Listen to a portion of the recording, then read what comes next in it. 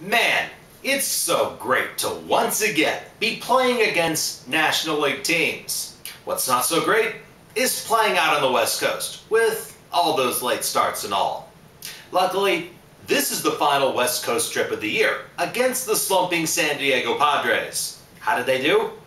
You just had to ask, didn't you?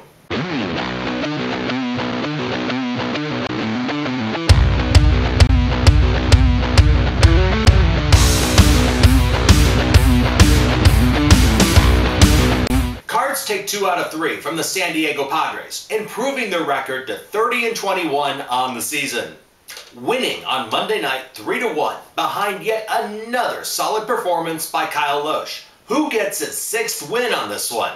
He goes 8 innings, giving up a run on 5 hits, striking out 5. And there were some unusual happenings in this one as well. Colby Rasmus actually made a highlight reel catch that Jim Edmonds might be proud of. In the bottom of the first inning, he took away a home run from former Cardinal Ryan Ludwig, jumping over the center field fence and coming up with the ball. Another unusual sighting, the return of the Meng. He homers in the 6th off Padres starter Dustin Mosley, his 8th of the season, giving the Cards the 1-0 lead. Of course, that was his only quality at bat of the night. As for the Pods, their only run came off a sac fly in the 7th by Jorge Cantu, scoring Cameron Maybin to tie up the game. And how about Daniel Descalso? He's becoming pretty much clutch at the plate. Did it again in the 9th with an RBI hit, scoring Skip Schumacher, who doubled just before him. 33 Double D would then be brought in on a hit by Ryan Theriot for insurance. Brian Talent comes in to face Brad Hopp in the 9th and strikes him out. It's nice that we have a left-hander who can do his job in the bullpen. Trevor Miller, take notes. Fernando Salas ends it for his 7th save of the year. Back to Schumacher. He's been activated from the disabled list on Monday. And with one of those things that makes you want to go, what the? Of all people they could send back to AAA, they send Mitchell Boggs. How is it that he goes? Yet minor league invitee Miguel Batista and washed-up has-been drug cheat Ryan Franklin still take up space. Even Tyler Green is on the big league roster for that matter. One of those mysteries of the universe we'll probably never have an answer for. Tuesday night, Cards pull it out 3-2 in 11 innings. Let's just say that defense isn't either of the team's specialties, especially in the first inning. Top of the inning, Lance Berkman would have grounded out to first baseman Brad Hopp if he could have tossed the ball to pitcher Aaron Harang, who was covering first. It would have been the 3rd out, but the error allowed John Jay to score from second to give the Cards the early 1-0 lead. That would be short-lived, since Theriot can't get a throw to first base after fielding a routine grounder from Ludwig. That, too, would have been the 3rd out, and this cost the Redbirds, as the next batter Hopp homered to center to give the Padres the 2-1 lead. The good news, this would be the only blemish on the night for Kyle McClellan. He didn't get any run support, but other than the 2 runs in the first, he gave up 2 hits, striking out 4. He ends up with a no decision, thanks to a ground out by Theriot in the 7th. It scored Descalso, who gets the 3rd, because recent catcher call-up Tony Cruz gets caught up in a rundown at the plate previous at-bats. We're tied at 2, going to extras. Top of the 11th, Ernesto Fieri is pitching at this point. He walks Alan Craig, who then steals second. 33 Double D comes through again, grounds to Cameron Maybin, who can't reach the ball, scoring Craig for the game winner. Eduardo gets the save, his 5th one by the way. Albert, he had 1 quality at-bat in 5 chances, singling the 6th, but was thrown out trying to steal shortly afterwards. As for the game Wednesday, Chris Carpenter was going for his 2nd win of the year. The good news? He threw a complete game. The bad news? He and the Cardinals lost 3-1. Once again, no run support for Carp whatsoever. The only run came in the 1st, as John Jay led off the game with a double, and then was singled in by Lance Berkman. The rest of the game, they get 6 hits, scattered throughout. All of them singles, except for a double in the second by Descalzo. Unfortunately, they couldn't do anything with these hits, which is too bad, since Carp threw 8 innings, giving up 3 runs on 8 hits, striking out 6. Meanwhile, Matt Latos, who's also struggling like Carp, also went 8 innings, giving up a run on 6 hits, striking out 7 for his second win, twice as many as our ace. San Diego's runs came in the second off a solo shot by Brad Hopp.